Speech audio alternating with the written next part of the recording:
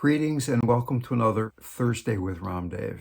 Today I'd like to talk about Living Dying Project clients. We have a group of volunteers that I've trained. There's about 160 volunteers now spread all around the world that are offering free of charge one-to-one spiritual and emotional support to people at the end of their lives, people with life-threatening illnesses, people who are grieving, and occasionally to their caregivers. At the same time, even though we're offering this for free, usually this service is done via Zoom because, as I say, clients and volunteers are spread out all over the whole world. That even though we're doing this for free and they're very lovely, wonderful people doing this, we have a lot more volunteers than we have new clients. We need more clients. When I first started doing this work, when I came back to California from New Mexico, where I was working with Ramdas and Stephen Levine, we were the only people in town doing this. The local hospital, the local hospice really had very, very minimal spiritual support services. At the local hospital, the spiritual care department was a very nice Episcopalian lady. And if you were a very nice Episcopalian, she was everything you could hope for. But for a lot of other people, maybe not so much.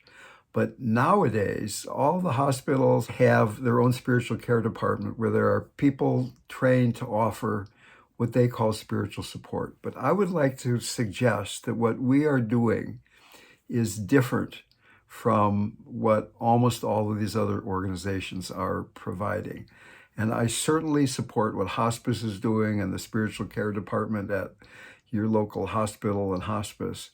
But what we're doing here is having volunteers trained to help someone use a life-threatening illness as an opportunity for spiritual awakening. Not just making the best of a bad situation, not putting a religious overlay on top of a difficult circumstance, but really using the fact that we're mortal, that we're going to die and we don't know when, as an opportunity for awakening. So I would like to ask you that if you have friends or relatives or professional colleagues who might need our services, please feel free to have them call the Living Dying Project office. We have volunteers all through North America, all through Europe, and parts of Asia.